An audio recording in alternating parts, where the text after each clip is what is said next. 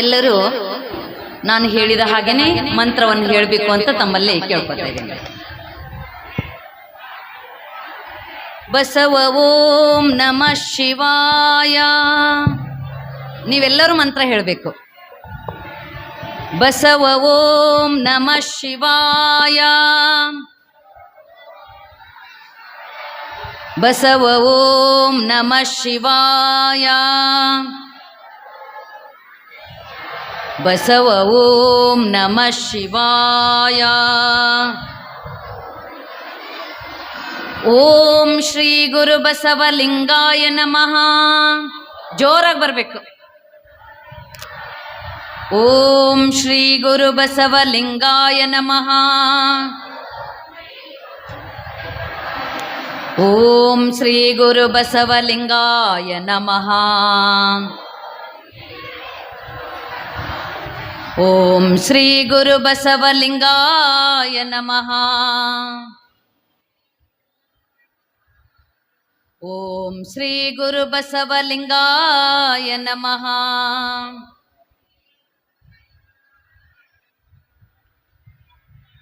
ಧರ್ಮಗುರು ಕನ್ನಡದ ಕುಲಪುರುಷ ವಿಶ್ವಗುರು ಬಸವಣ್ಣನವರನ್ನು ಸ್ಮರಿಸಿಕೊಂಡು ಈ ಸೊನಲಾಪುರದ ಸಿದ್ಧಿಪುರುಷ ಶಿವಯೋಗಿ ಸಿದ್ದರಾಮೇಶ್ವರನ್ನು ಸ್ಮರಿಸಿಕೊಂಡು ಈ ಒಂದು ಕರ್ನಾಟಕ ಗಡಿ ಪ್ರದೇಶ ಅಭಿವೃದ್ಧಿ ಪ್ರಾಧಿಕಾರ ಬೆಂಗಳೂರು, ಆದರ್ಶ ಕನ್ನಡ ಬಳಗ ಮಹಾರಾಷ್ಟ್ರ ಹಾಗೂ ಸೋಲಾಪುರ ಜಿಲ್ಲೆಯ ಕನ್ನಡ ಪರ ಸಂಘ ಸಂಸ್ಥೆಗಳ ಸಹಯೋಗದಲ್ಲಿ ಭಾರತ ಸ್ವಾತಂತ್ರ್ಯ ಅಮೃತ ಮಹೋತ್ಸವದ ಅಂಗವಾಗಿ ಈ ಗಡಿನಾಡು ಕನ್ನಡ ಸಾಹಿತ್ಯ ಸಾಂಸ್ಕೃತಿಕ ಉತ್ಸವ 2024 ಈ ಒಂದು ಕಾರ್ಯಕ್ರಮದ ಎಲ್ಲ ದಿವ್ಯ ಸಾನ್ನಿಧ್ಯ ವಹಿಸಿಕೊಂಡು ಮಾತನಾಡಿ ಹೋಗಿರ್ತಕ್ಕಂಥ ಎಲ್ಲ ಪೂಜ್ಯರಿಗೂ ಎಲ್ಲ ಗಣಮಾನ್ಯರಿಗೂ ವಿಶೇಷವಾಗಿ ಈ ಪ್ರಕಾಶ್ ಮತ್ತಿಹಳ್ಳಿ ಕಾರ್ಯದರ್ಶಿಗಳು ಕರ್ನಾಟಕ ಗಡಿ ಪ್ರದೇಶ ಅಭಿವೃದ್ಧಿ ಪ್ರಾಧಿಕಾರ ಬೆಂಗಳೂರು, ಶ್ರೀ ರಾಜಶೇಖರ್ ಉಮ್ರಾಣಿಕರ್ ಉಪಾಧ್ಯಕ್ಷರು ಆದರ್ಶ ಕನ್ನಡ ಬಳಗ ಮಹಾರಾಷ್ಟ್ರ ಹಾಗೂ ಎಲ್ಲ ಕನ್ನಡ ಮನಸ್ಸುಗಳಿಗೆ ತಮ್ಮೆಲ್ಲರಿಗೂ ಅನಂತ ಅನಂತ ಶರಣೋ ಶರಣಾರ್ಥಿ. ತಾವೆಲ್ಲರೂ ಹೇಳಬೇಕು ಜೋರಾಗಿ, ಶರಣೋ ಶರಣಾರ್ಥಿ. ಇನ್ನೊಂದ್ಸಲ ಹೇಳಬೇಕು, ಶರಣೋ ಶರಣಾರ್ಥಿ. ನನಗೆ ಇವತ್ತಿನ ದಿವಸ ಈ ಒಂದು ಅದ್ಭುತವಾಗಿರ್ತಕ್ಕಂಥ ಈ ಕಾರ್ಯಕ್ರಮ ನೋಡಿದ್ರೆ ನನಗೆ ಅನುಭವ ಮಂಟಪದ ಬಸವ ಕಲ್ಯಾಣದ ಒಂದು ಅನುಭವ ಮಂಟಪದಲ್ಲಿ ನಾನು ಕುಂತಿನೇನೋ ಅಂತಕ್ಕಂಥ ಭಾವ ನನಗೆ ಬರ್ತಾ ಇದೆ. ಅಂಥ ಒಂದು ಸಾಂಸ್ಕೃತಿಕವಾಗಿರ್ತಕ್ಕಂಥ ಒಂದು ಕಾರ್ಯಕ್ರಮ ಇವತ್ತ ಇಲ್ಲಿ ಜರುಗ್ತಾ ಇದೆ. ಇಂಥ ಒಂದು ವಿದ್ವತ್ಪರವಾಗಿರ್ತಕ್ಕಂಥ ಈ ಒಂದು ಮಹೋತ್ಸವಕ್ಕೆ ನನ್ನನ್ನು ಸರ್ವಾಧ್ಯಕ್ಷಳನ್ನಾಗಿ ಮಾಡಿ ನಾನು ಏನೇನು ಒಂದು ಸೇವೆ, ಈ ಒಂದು ಸರ್ವಾಧ್ಯಕ್ಷ ಆಗಲಿಕ್ಕೆ ನನ್ನ ಸೇವೆ ಕಿಂಚಿತ್ತೂ ಇಲ್ಲ ಅನ್ನಿಸ್ತದೆ. ಆದರೆ ನನ್ನಂಥ ಕಿರಿದಾಗಿರ್ತಕ್ಕಂಥ ನನ್ನನ್ನು ಹಿರಿದಾಗಿರ್ತಕ್ಕಂಥ ಒಂದು ಸ್ಥಾನವನ್ನು ಕೊಟ್ಟು ಈ ಒಂದು ಸರ್ವಾಧ್ಯಕ್ಷಳನ್ನಾಗಿ ಮಾಡಿರ್ತಕ್ಕಂಥ ತಮ್ಮೆಲ್ಲ ಬಾಂಧವರಲ್ಲಿ ಕೂಡ ಮತ್ತೊಮ್ಮೆ ಅನಂತ ಅನಂತ ಭಕ್ತಿಪೂರ್ವಕ ಶರಣೋ ಶರಣಾರ್ಥಿ. ಹೇಳ್ರಿ ತಾವೆಲ್ಲರೂ ಶರಣು ಶರಣಾರ್ಥಿ ಅಂತ. ಶರಣ ಬಂಧುಗಳೇ, 1950ರಲ್ಲಿ ಶ್ರೀ ಎಂ.ಆರ್. ಶ್ರೀನಿವಾಸ ಮೂರ್ತಿಯವರು ತಮ್ಮ ಅಧ್ಯಕ್ಷತೆಯಲ್ಲಿ ಆಯೋಜಿಸಿದ 33ನೇ ಅಖಿಲ ಭಾರತ ಸಾಹಿತ್ಯ ಸಮ್ಮೇಳನದ ನಂತರ 3 ಗಡಿನಾಡು ಸಾಹಿತ್ಯ ಸಮ್ಮೇಳನ ಹಾಗೂ 1 ಅಖಿಲ ಭಾರತ ಮಹಾರಾಷ್ಟ್ರ ಕನ್ನಡ ಸಾಹಿತ್ಯ ಸಮ್ಮೇಳನ ಹಾಗೂ 2 ತಾಲೂಕಾ ಸಾಹಿತ್ಯ ಸಮ್ಮೇಳನಗಳ ಆಯೋಜನೆಗಳ ನಂತರ ಬಹುಕಾಲ ಉರುಳಿ ಹೋದ ಮೇಲೆ ಮತ್ತೆ ಈ ಪವಿತ್ರ ಸೊನಲಾಪುರದ ಸಂಗಮ ಭೂಮಿಯಲ್ಲಿ ನೆರವೇರುತ್ತಿರುವುದು ಈ ಸಮ್ಮೇಳನದ ಸರ್ವಾಧ್ಯಕ್ಷಳಾಗಿ ನಿಮ್ಮಲ್ಲಿ ನನ್ನ ಭಾವ ನಿರ್ಭಾವವನ್ನು ಮಾಡಲಿಕ್ಕೆ ಈ ಒಂದು ಅವಕಾಶವನ್ನು ಮಾಡಿಕೊಟ್ಟಿರ್ತಕ್ಕಂಥ ವಿಶೇಷವಾಗಿ ಯೋಗಿಗಳ ಯೋಗಿ, ಯೋಗಿಗಳ ಯೋಗಿ ಶಿವಯೋಗಿ ಸಿದ್ದರಾಮನೊಬ್ಬನೇ ಯೋಗಿ ಎಂದು ಶರಣ ಸೊಡ್ಡಳ ಬಾಚರಸ ಸಾರಿದ ಜಗತ್ಕಂಡ ಅಪರೂಪದ ಸಿದ್ಧಿ ಪುರುಷ ಶಿವಯೋಗಿ ಸಿದ್ದರಾಮನ ಕರುಣೆ ಎಂದೇ ನಾನು ಭಾವಿಸ್ತಾ ಇದ್ದೀನಿ. ಈ ಒಂದು ಪವಿತ್ರ ಸೊನ್ನಲಾಪುರಕ್ಕೆ ನಾನು ಸಂಗಮ ಭೂಮಿ ಅಂತ ನಾನು ಕರೆದಿದ್ದೀನಿ. ಯಾಕೆ ಸಂಗಮ ಭೂಮಿ ಅಂತ ಇಲ್ಲಿ ಅಂತ ನಿಮ್ಮೆಲ್ಲರ ಒಂದು ಮನಸ್ಸಿನಲ್ಲಿ ಬರ್ಬೋದು. ಯಾಕೆಂದ್ರೆ ಇದು ಭೌಗೋಳಿಕವಾಗಿ ನೋಡಿದ್ರೆ ಸೊನ್ನಲಾಪುರದ ಪೂರ್ವ ಮತ್ತು ದಕ್ಷಿಣ ಭಾಗದಲ್ಲಿ ಶರಣ ಭೂಮಿ ಇದೆ. ಅದರ ಪಶ್ಚಿಮ ಮತ್ತು ಉತ್ತರ ಭಾಗದಲ್ಲಿ ಸಂತರ ಭೂಮಿ ಇದೆ. ಈ ಎರಡೂ ಪವಿತ್ರ ಭೂಭಾಗಗಳಲ್ಲಿ ನಮ್ಮ ಶಿವಯೋಗಿ ಸಿದ್ದರಾಮೇಶ್ವರರ ಏನಿದೆ ಅಂದ್ರ ಸೊನ್ನಲಾಪುರ ಇದೆ ಅಂತ ತಿಳ್ಕೊಂಡು ನಮಗನ್ನಿಸ್ತಾ ಇದೆ. ಇದು ಎಂಥ ಪವಿತ್ರ ನಗರ ರೀ. ಕರ್ನಾಟಕ, ಮಹಾರಾಷ್ಟ್ರ, ಆಂಧ್ರ, ತೆಲಂಗಾಣದ ಅನೇಕ ಜನರ ಕುಲದೇವ, ಸರ್ವರ ಆಸ್ತೆ ಕೇಂದ್ರವಾದಂಥ ಪಂಡ್ರಾಪುರ ಸೊನ್ನಲಾಪುರದ ಬದಿಯಲ್ಲಿನೇ ಇದೆ. ಇದಕ್ಕಿಂತಲೂ ಹೆಚ್ಚಿನದೆಂದರೆ ಜಗತ್ ಪರಿವರ್ತನದ ಮಹಾಮಾರ್ಗವನ್ನು ತೋರಿದ ವಿಶ್ವಗುರು ಬಸವಣ್ಣನವರ ಆರಂಭಿಕ ಕರ್ಮಭೂಮಿಯಾದ ಮಂಗಳವೇಡೆನೂ ಕೂಡ ಇದರ ಒಂದು ಪಕ್ಕದಲ್ಲಿಯೇ ಇದೆ. ತಮಗೆಲ್ಲನೂ ಕೂಡ ಅದು ಗೊತ್ತಿದೆ. ಅಷ್ಟೇ ಅಲ್ಲ, ಇನ್ನು ಇದರ ಸುತ್ತಮುತ್ತಲೂ ಅನೇಕ ಪವಿತ್ರ ಕ್ಷೇತ್ರಗಳನ್ನು ನಾವು ಕಾಣ್ತಾ ಇದ್ದೇವೆ. ಸೊನ್ನಲಾಪುರದಲ್ಲಿ ಸಿದ್ದರಾಮೇಶ್ವರ ಸಂಜೀವಿನಿ ಸಮಾಧಿ ಹೊರತಾಗಿ ಚೆನ್ನಮಲ್ಲಿಕಾರ್ಜುನ, ಇನ್ನು ಅನೇಕ ಮಂದಿರಗಳು, 60 ಲಿಂಗಗಳ ಪೀಠಗಳು, ಇನ್ನು ಎಷ್ಟೋ ಪವಿತ್ರ ಕ್ಷೇತ್ರಗಳು ಇಲ್ಲಿ ನಾವು ಕಾಣ್ತಾ ಇದ್ದೀವಿ.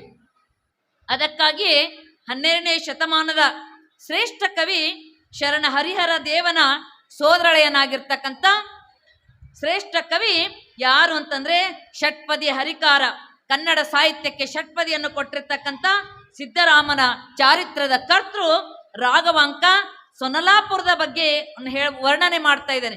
ಏನಂದ್ರೆ, ಧರೆಗೆ ಸೊನ್ನಲಿಗೆ ಪುರ ಕೈಲಾಸ. ಧರೆ ಮೇಲೆ ಸೊನ್ನಲಪುರ ಏನದಂದ್ರೆ ಕೈಲಾಸನಂತ. ಆ ಜಗದ್ಗುರು ಸಿದ್ದರಾಮನು ಈಶ್ವರನು.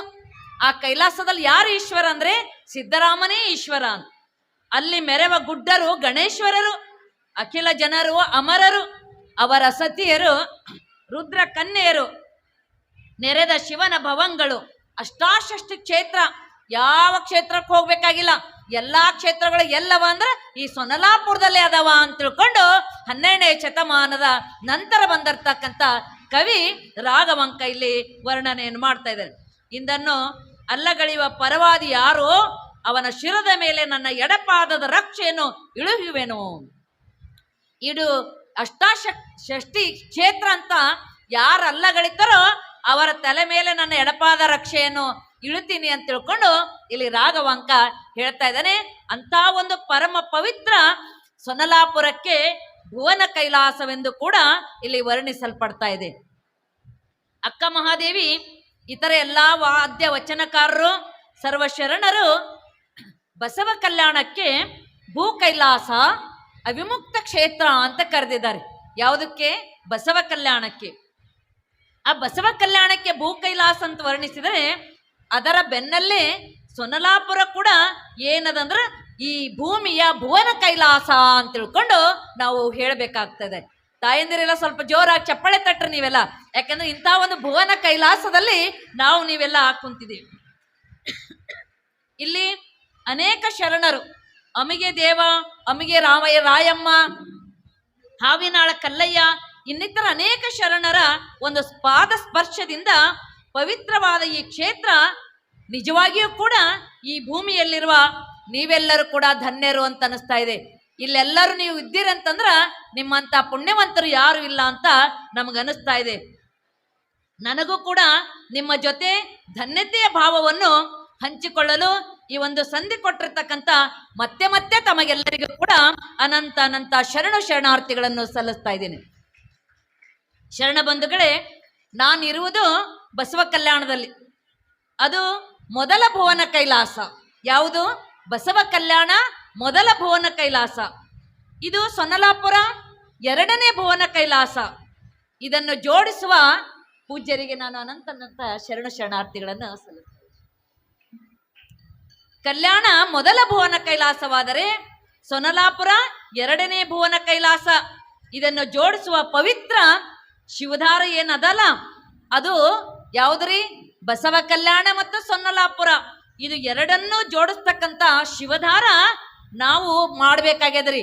ಅದಕ್ಕೆ ಇವತ್ತ ನಾನು ಇಲ್ಲೆಲ್ಲ ಆದರ್ಶ ಕನ್ನಡ ಬಳಗದವರು ನನಗೆ ಫೋನ್ ಮೂಲಕ ಅಕ್ಕೋರೆ ನೀವು ಸರ್ವಾಧ್ಯಕ್ಷರು ಆಗ್ಬೇಕು ಅಂತ ತಿಳ್ಕೊಂಡು ಅವ್ರು ಹೇಳಿದಾಗ ನಾನು ತುಂಬು ಹೃದಯದಿಂದ ಸಂತೋಷದಿಂದ ಒಪ್ಕೊಂಡಿನಿ. ಯಾಕಂದ್ರೆ ಸೊನ್ನಲಾಪುರದ ಸಿದ್ದರಾಮನ ಸನ್ನಿಧಿಯಲ್ಲಿ ನನಗೆ ಸೇವೆ ಮಾಡಲು ಒಂದು ಅವಕಾಶ ಸಿಗ್ತದಲ್ಲ ಅಂತಕ್ಕಂಥ ಒಂದು ಭಾವದಿಂದ.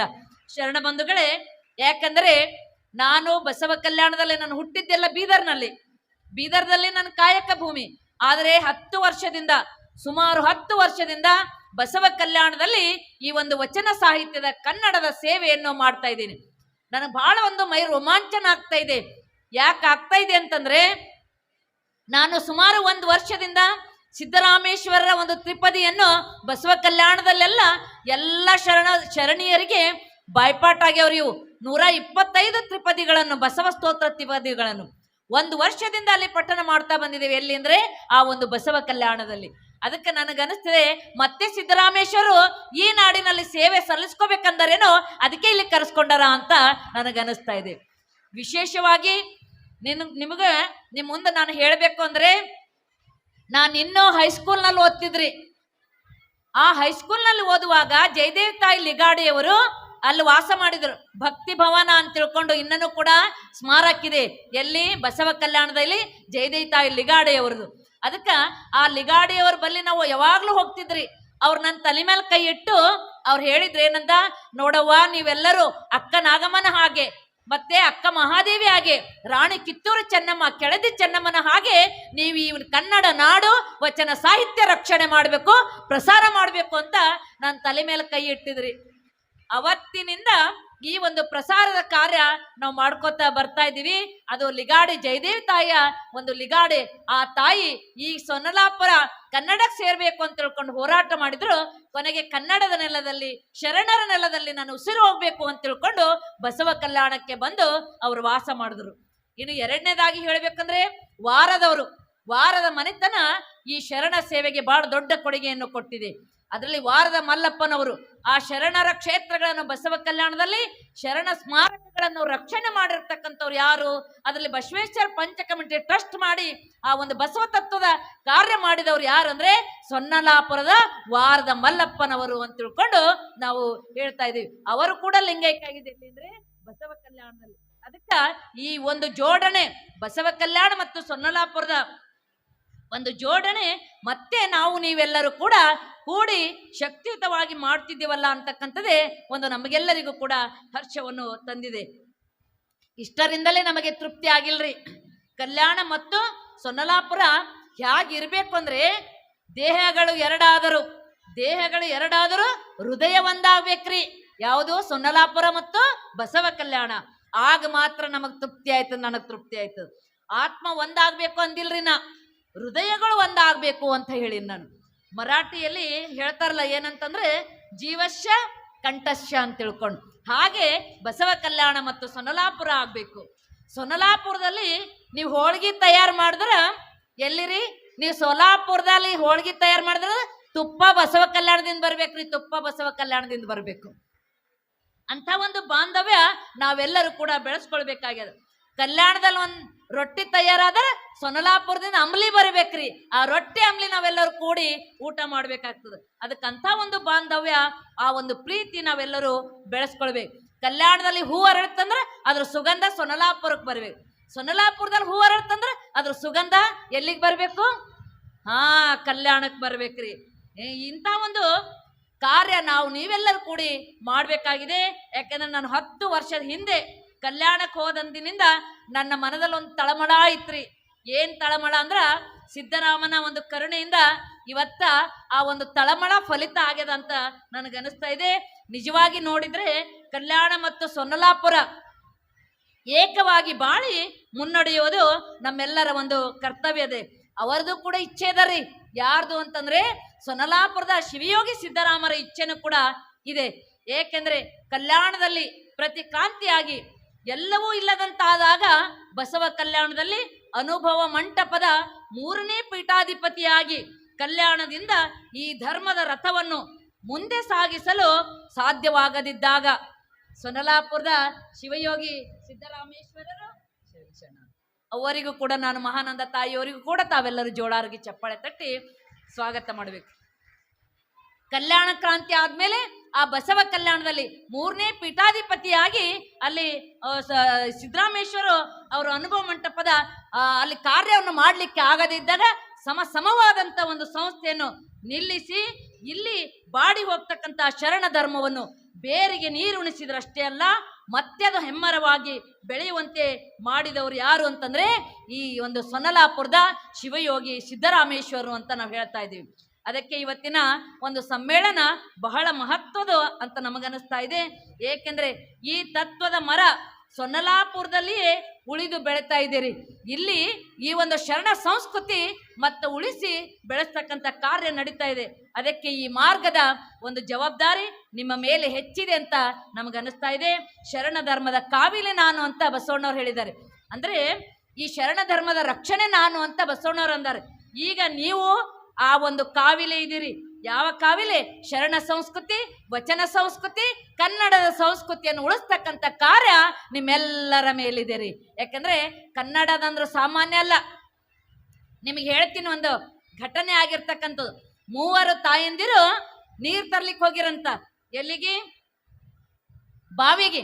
ಆ ಕೊಡ ತಗೊಂಡು ಹೋದಾಗ ಅವರು ನೀರು ತುಂಬಿಕೊಂಡು ಕೊಡಗಳು ಎತ್ಕೋಬೇಕು ಅನ್ನೋದ್ರಾಗ ಆ ಮಕ್ಕಳು ಸ್ಕೂಲ್ ಬೀಳ್ತದೆ. ಆಗ ಆ ಮಕ್ಕಳು ಬರ್ತಾ ಇದ್ದಾವೆ. ಆಗ ಒಬ್ಬ ತಾಯಿ ಅಂತಾಳ, ನೋಡ್ರಿ ನನ್ನ ಮಗ ಇವನು ಕನ್ನಡ ಮಾಧ್ಯಮದಲ್ಲಿ ಓದ್ತಾ ಇದ್ದಾನೆ, ಇವನೇ ನನ್ನ ಮಗ ಅಂತ. ಆಗ ಆ ಮಗ ಟಾಟಾ ಮಮ್ಮಿ ಅಂತ ಹೋಗ್ಬಿಟ್ಟನ್ರಿ. ಆಗ 2ನೇವಳು ಅವಾಗ ಹೇಳ್ತಾಳಕಿ, ಇವನೇ ನೋಡ್ರಿ ನನ್ನ ಮಗ CBSE ಸಿಲೆಬಸ್ನಲ್ಲಿ ಓದ್ತಾ ಇದ್ದಾನೆ ಅಂತ ತೋರಿಸ್ದಳ್ರಿ. ಆಗ ಆ ಮಗನೂ ಕೂಡ ಹಾಯ್ ಬಾಯ್ ಮಮ್ಮಿ ಅಂತ ಹೇಳಿ ಹೋಗ್ಬಿಟ್ರಿ. ಆಗ 3ನೇಕಿ ಹೇಳ್ತಾಳೆ, ನನ್ನ ಮಗ ಇವನು 3ನೇವನು ಹಿಂದೆ ಬರ್ತಾ ಇದ್ದಾನಲ್ಲ, ಇವ ನನ್ನ ಮಗ ಕನ್ನಡ ಮಾಧ್ಯಮದಲ್ಲಿ ಓದ್ತಾ ಇದ್ದಾನೆ ಅಂತ ಹೇಳಿದಳ್ರಿ. ಆಗ ಆ ಮಗ ತಾಯಿ ಹತ್ರ ಬಂದು ಕೊಡ ತಕೊಂಡು, ಕೊಡ ತಲೆ ಮೇಲೆ ಇಟ್ಕೊಂಡು ಅಮ್ಮ ನಡಿ ಅಂತ ಅಮ್ಮನ ಕೈ ಹಿಡ್ಕೊಂಡು ಕೊಲಾರ್ ತಲೆ ಮೇಲೆ ಇಟ್ಕೊಂಡು ಹೋಗ್ತಿರ್ತಾನ್ರಿ. ನಿಮ್ಗೆ ತಿಳಿದಿಲ್ಲ?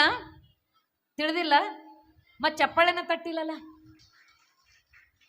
ಅಂದ್ರೆ ಕನ್ನಡ ಅಂದ್ರೆ ಸಂಸ್ಕೃತಿ ಅದ ರೀ.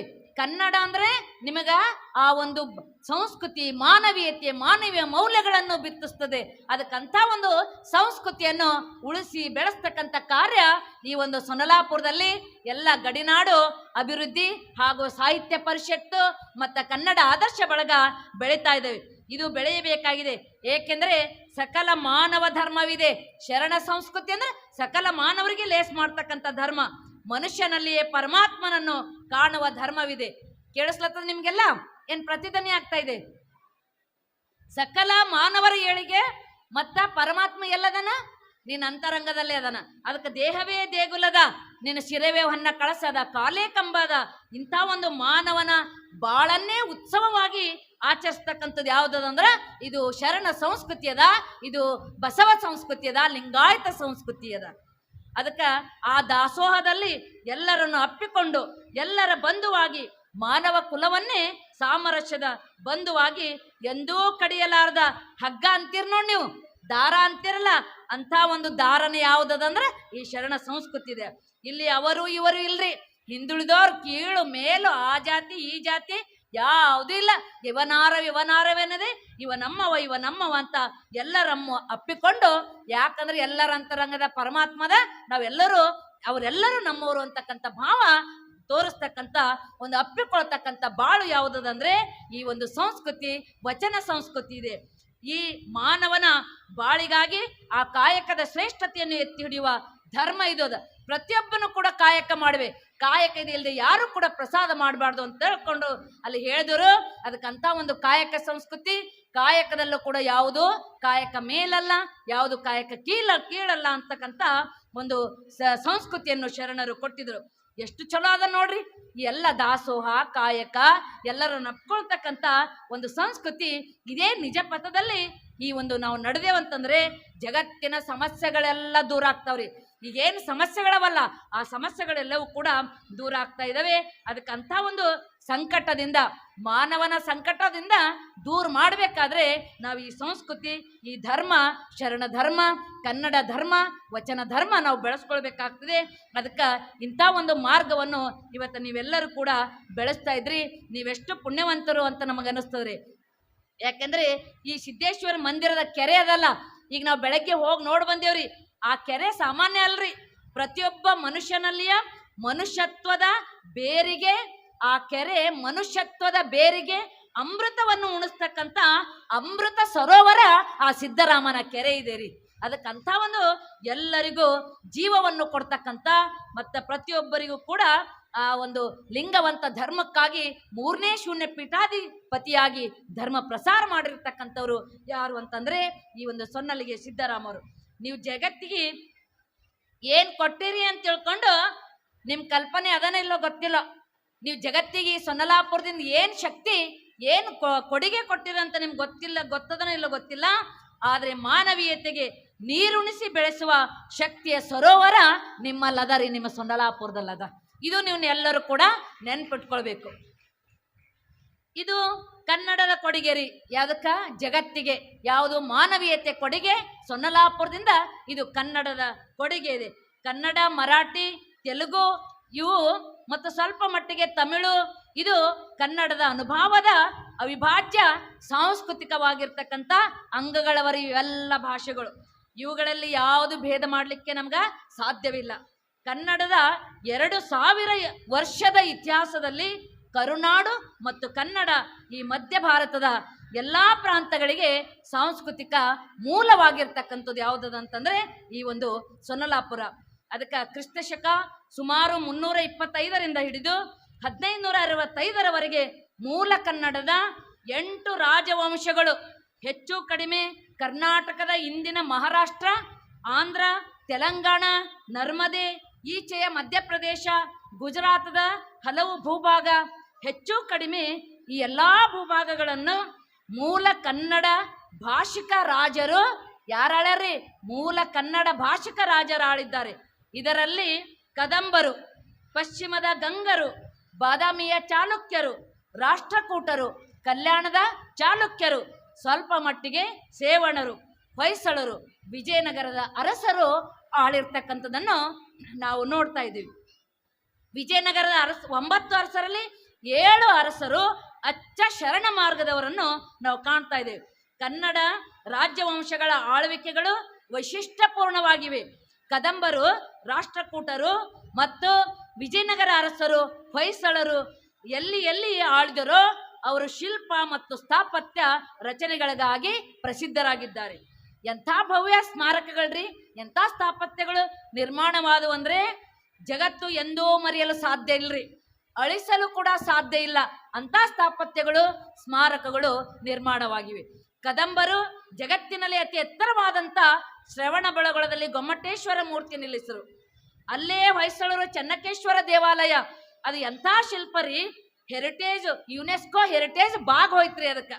ರಾಷ್ಟ್ರಕೂಟರು ಇಂದಿನ ಮಹಾರಾಷ್ಟ್ರದ ಎಲ್ಲೋರಾದಲ್ಲಿ ಜಗತ್ತಿನಲ್ಲಿ ಹಿಂದೂ ಆಗಿಲ್ಲ, ಮುಂದೂ ಆಗಲ್ಲ ಅಂಥ ಒಂದು ಕೈಲಾಸ ಮಂದಿರ ಈ ಒಂದು ಮಹಾರಾಷ್ಟ್ರದಲ್ಲಿ ನಾವು ಕಾಣಿಸ್ತಾ ಇದ್ದೀವಿ. ಮತ್ತು ಅಜಂತಾದ ಗುಹೆಗಳು, ಅದರಲ್ಲಿ ಪೇಂಟಿಂಗ್ಗಳು ಕೂಡ ಕನ್ನಡದ ಅರಸರೇ ನಾವು ಮಾಡಿದ್ದನ್ನು ಕಾಣ್ತಾ ಇದ್ದೀವಿ. ಅಷ್ಟೇ ಯಾಕೆ, ಪಂಡ್ರಾಪುರದ ವಿಠ್ಠಲನಿಗೆ ಜ್ಞಾನೇಶ್ವರ ಮಹಾರಾಜರು ಕನ್ನಡವು ವಿಠ್ಠಲ ಕರ್ನಾಟಕಿ ಅಂದರ್ರಿ. ಅಂದ್ರೆ ಏನು? ಪಂಡರಿನಾಥ ಕರ್ನಾಟಕದವರು ಇದ್ದರು ಅಂತ ತಿಳ್ಕೊಂಡು ಹೇಳ್ತಾರೆ. ಹೀಗೆ ಅನಂತ ಶಿಲ್ಪಗಳು ನಾವೆಲ್ಲವೂ ಕೂಡ ಎಲ್ಲಿ ಕಾಣ್ತಾ ಇದೀವಿ ಅಂತಂದ್ರೆ ಈ ಠಾಣೆ ಡಿಸ್ಟ್ರಿಕ್ಟ್ ಕಲ್ಯಾಣ ಹತ್ತಿರ ಅಂಬರ್ನಾಥ್ ಮಂದಿರ, ಅದು ಕನ್ನಡದ ಅರಸರೇ ಮಾಡಿದ್ದಾರೆ ಅಂತಕ್ಕಂಥದ್ದನ್ನು ನಾವಿಲ್ಲಿ ನೋಡ್ತಾ ಇದ್ದೀವಿ. ಕನ್ನಡದ ಶ್ರೇಯಸ್ಸು ಇಡೀ ಭಾರತವೇ ಒಪ್ಪುವಂತ ಕಾರ್ಯ ಇದಾಗಿದೆ. ಅದಕ್ಕೆ ವಿಜಯನಗರ ಅರಸರು, ಹರಿಹರ ಬುಕ್ಕರಾಯ ಇವರು ದಕ್ಷಿಣ ಭಾರತದ ಸಾಂಸ್ಕೃತಿಕ ಒಂದು ಧರೋಹರವನ್ನು ಉತ್ತರದಿಂದ ಬರುವ ವಿಧ್ವಂಸಕಾರಿಗಳಿಂದ ರಕ್ಷಣೆ ಮಾಡಿರ್ತಕ್ಕಂಥವ್ರು ಇವರು. ವಿಜಯನಗರದ ಅರಸರು 1 ದಿನ 2 ದಿನ ಅಲ್ಲ, 150 ವರ್ಷಗಳ ಕಾಲ ಈ ಒಂದು ಸಂಸ್ಕೃತಿಯನ್ನು ರಕ್ಷಿಸತಕ್ಕಂಥವ್ರು ಅವರನ್ನು ನಾವು ಕಾಣ್ತಾ ಇದ್ದೀವಿ. ಅದಕ್ಕೆ ಪೆಟ್ಟು ಯಾವಾಗ ಬಿತ್ರಿ ಅಂತಂದ್ರೆ, ಒಬ್ಬ ಬ್ರಾಹ್ಮಣ ಮುಸ್ಲಿಂ ಕನ್ವರ್ಟ್ ಆಗಿ ಅಲಾವುದ್ದೀನ್ ಹಸೀನ್ ಬ್ರಹ್ಮನ್ ಶಾ ಅಂತ ಅಲ್ಲಿ ಹೆಸರು ಇಟ್ಕೊಂಡಿದ್ದಕ್ಕಾಗಿ ಆ ಒಂದು ಸಂಸ್ಕೃತಿಯಲ್ಲಿ ಹೋಯ್ತು. ಅದಕ್ಕೆ ಕಲಬುರಗಿಯಲ್ಲಿ ಬಹಮನಿ ರಾಜ್ಯ ಸ್ಥಾಪಿಸಿದವರಲ್ಲಿ ಬಹಮನಿ ಸುಲ್ತಾನ್ ಅದು ಸ್ಥಾಪನೆಯಾದ ಮೇಲೆ ವಿಜಯನಗರಕ್ಕೆ ಅಳಿಗಾಲ ಬಂತು ಅಂತ ನಾವಿನ್ನು ಹೇಳ್ತಾ ಇದ್ದೀವಿ. ಅದಕ್ಕೆ ಇನ್ನು 1-2-5 ನಿಮಿಷದಲ್ಲಿ ನನ್ನ ಒಂದು ಸರ್ವಾಧ್ಯಕ್ಷರ ನುಡಿಯನ್ನು ಮುಗಿಸ್ತೀನಿ. ಎರಡನೇ ಅವರದ್ದು ವಿಶಿಷ್ಟತೆ ಅಂದರೆ ಎಲ್ಲೆಲ್ಲ ಅವ್ರು ಹೋಗ್ಯಾರಲ್ಲ ರಾಜರು ಅಲ್ಲೆಲ್ಲ ಏನು ಒಯ್ದಾರ ಅಂದ್ರೆ ಕನ್ನಡ ಭಾಷೆ ಒಯ್ದಾರ್ರಿ. ನನಗಿಲ್ಲೆಲ್ಲ ಆದರ್ಶ ಕನ್ನಡ ಬಳಗದವ್ರು ಹೇಳ್ತಿದ್ರು, ನಾವು ಮನೇಲೆಲ್ಲ ಕನ್ನಡನ ಮಾತಾಡ್ತೀವ್ರಿ ಅಕ್ಕೋರಿ ಎಲ್ಲ, ಇಲ್ಲಿ 80% ಕನ್ನಡ ಮಾತಾಡ್ತಕ್ಕಂಥವ್ರು ಅದಾರ ಅಂತ ತಿಳ್ಕೊಂಡು. ಸಾಂಗ್ಲಿಯಾದ ರಂಶ್ರೀ ಮುಗುಳಿಯವರು, ಕೊಲ್ಲಾಪುರದಲ್ಲಿ ಶಾಂತಿನಾಥ ದೇಸಾಯಿ ಅವರು, ಸೊನ್ನಲಾಪುರದ ಬೇಂದ್ರೆಯವರು, CN ರಾಮಚಂದ್ರ ಅವರು, ದಿವಾನ್ಜಿ ಜಯದೇತಾಯಿ ಲಿಗಾಡೆ, ಇಷ್ಟೇ ಅಲ್ಲ ಇದರಲ್ಲಿ ಶ್ರೇಷ್ಠ ಆಡಳಿತಗಾರರು ಕೂಡ ಕನ್ನಡದಲ್ಲಿ ಆಗೋಗಿರೆ. ಮಹಾರಾಷ್ಟ್ರದ ಮೊದಲ ಮುಖ್ಯಮಂತ್ರಿ ಯಾರು ಅಂದ್ರೆ ಅವರು ಶುದ್ಧ ಕನ್ನಡದವರು ಇದ್ದರು ಅಂತ ತಿಳ್ಕೊಂಡು ಅಲ್ಲಿ ಹೇಳ್ತಾ ಇದ್ದಾರೆ. ಈಗ ನೀವು ಆಳದಲ್ಲಿ ಅಧ್ಯಯನ ಮಾಡಿದರೆ ಮಹಾರಾಷ್ಟ್ರದ ಒಂದು ಸಾಂಸ್ಕೃತಿಕ ತಾಯಿ ನಗರ ಅಂದ್ರೆ ಅದು ಪುಣೆ ಅಂತ ತಿಳ್ಕೊಂಡು ಅಲ್ಲಿ ಹೇಳ್ತಾ ಇದ್ದಾರೆ. ಅದರ ಒಂದು ಸಾಂಸ್ಕೃತಿಕ ತಾಯಿ ಬೇರು ಯಾವುದದ ಅಂದ್ರೆ ಧಾರವಾಡದ ಧಾರವಾಡ. ಪ್ರಸಿದ್ಧ ಮರಾಠಿ ಸಂಗೀತಜ್ಞರು ವಿದ್ವಾಂಸರು ಕಂಡ್ರೆ ಅವರ ಮೂಲ ಎಲ್ಲೆಲ್ಲ ಹೋಗದಲ್ಲ ಅಲ್ಲಿ ಉತ್ತರ ಕರ್ನಾಟಕ, ಧಾರವಾಡ. ಇದನ್ನು ಒಂದು ಸತ್ಯದ ಏನಂತಂದ್ರೆ ಧಾರವಾಡ ಸಾಂಸ್ಕೃತಿಕ ಹಿನ್ನೆಲೆಯಲ್ಲಿ ಮರಾಠಿಗರು ಕೂಡ ಅಲ್ಲಿ ಹರ ಅಂತಕ್ಕಂಥದ್ದನ್ನು ನಾವು ನೋಡ್ತಾ ಇದ್ದೀವಿ. ಕನ್ನಡ ಪ್ರಭಾವ ಎಲ್ಲ ಕಡೆ ಇದ್ರೂ ಕೂಡ ಕನ್ನಡದ ರಾಜ್ಯವಂಶಗಳು ಮುಗಿದ ಮೇಲೆ ಮರಾಠಿಗರ ಆಳ್ವಿಕೆ ಪ್ರಾರಂಭವಾಯಿತು ಸಾಧಾರಣ 18ನೇ ಒಂದು ಶತಮಾನದಿಂದ. ಇನ್ನೊಂದು ಕಡೆ ಬಹುಮನಿ ಸುಲ್ತಾನರು, ಆದಿಲ್ ಶಾಹಿಗಳು, ನಿಜಾಂ ಶಾಹಿಗಳು ಆಳ್ವಿಕೆ ಶುರು ಆಯಿತು. ಇದರಿಂದಾಗಿ ಕನ್ನಡ ಅದು ಕುಗ್ತಾ ಹೋಯಿತು. ಪೇಶ್ವೆ ಕಾಲದಲ್ಲಿ ಕೂಡ ಅದು ಪೂರ್ಣ ಮಹಾರಾಷ್ಟ್ರ, ತಮಿಳುನಾಡಿನ ತಂಜಾವೂರಿಗೆ ಅದು ತಲುಪಿತು. ದಕ್ಷಿಣದಲ್ಲಿಯೂ ಕೂಡ ಹೈದರಾಳಿ, ಟಿಪ್ಪುವಿನ ರಾಜ್ಯ ಬಂತು. ಹೀಗಾಗಿ ಕನ್ನಡಕ್ಕೆ ಒಂದು ದೊಡ್ಡ ಹಿನ್ನಡೆಯೆಲ್ಲ ಆಯಿತು. ಒಂದು ಕಾಲಕ್ಕೆ ಧಾರವಾಡ ತುಂಬ ಮರಾಠಿ ಶಾಲೆ ಪ್ರಾರಂಭ ಮಾಡೋ ಪರಿಸ್ಥಿತಿ ಬಂತು. ಮುಖ್ಯ ಕಾರಣ ಕನ್ನಡ ಅರಸರ ಆಳ್ವಿಕೆ ನಿಂತು ಹೋಯಿತು. ಉತ್ತರ ಕರ್ನಾಟಕದಲ್ಲಿ ಆದಿಲ್ ಶಾಹಿ, ನಿಜಾಂ ಶಾಹಿ, ಅಲ್ಪ ಸ್ವಲ್ಪ ಮರಾಠಿ.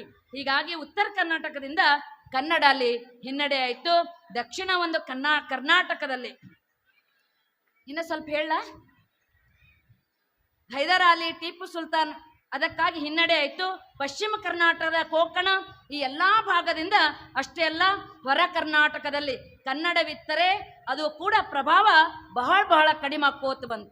ಸುದೈವದಿಂದ ಕನ್ನಡದ ಇನ್ನೊಂದು ಕೊಡುಗೆ ಆಗಿರ್ತಕ್ಕಂಥ ಕರ್ನಾಟಕ ಸಂಗೀತ ಕಲ್ಯಾಣ ಚಾಲುಕ್ಯರ ಮತ್ತು ಕಳಚೂರಿಯವರ ಆಳ್ವಿಕೆ ಮುಗಿದ ನಂತರ ಅದರ ಬಹುಭಾಗ ಸೇವಣರು ಗೆದ್ದುಕೊಂಡ್ರು. ಅವರು ತಮ್ಮ ರಾಜಧಾನಿ ದೇವಗಿರಿಯಲ್ಲಿ ಕಟ್ತಾ ಇದ್ದಾರೆ.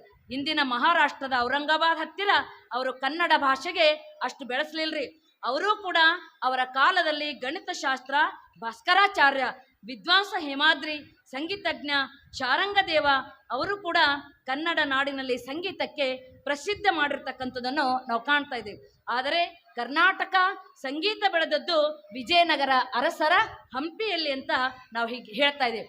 ಮುಖ್ಯವಾಗಿ ಪುರಂದರದಾಸರು, ಇದು ಯೋಗ ಅಂತಿರೋ ಪುರಂದರದಾಸರು ಯಾವತ್ತು ವಿಜಯನಗರ ಸಾಮ್ರಾಜ್ಯಕ್ಕೆ ತಾಳಿಕೋಟೆಯಲ್ಲಿ 2 ಬಹಮನಿಯರಿಂದ ಸೋಲಾಯ್ತೋ ಅಂದೇ ಅವ್ರು ತೀರ್ಕೊಳ್ತಾರೆ. ಯಾರು ಅಂತಂದ್ರೆ ಪುರಂದರದಾಸರು.